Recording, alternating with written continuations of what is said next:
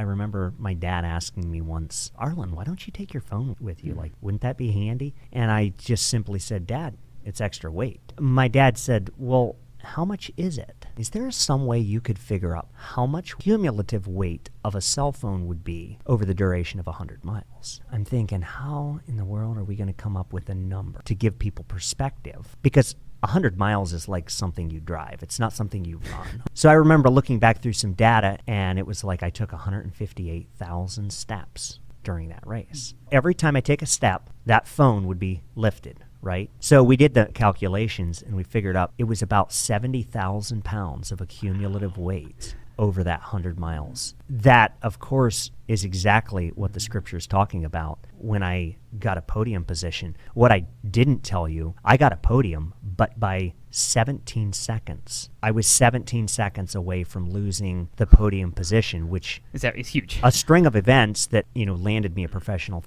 career in athletics. That's the perfect example of a defining moment in my life that could have been derailed by a simple decision to take that little bit of extra weight. But in our walk with God, how these little things that we excuse or think it's not a big deal that we allow in our lives that might just be that little bit of weight that Satan wants to keep us from fulfilling God's full purpose for our life.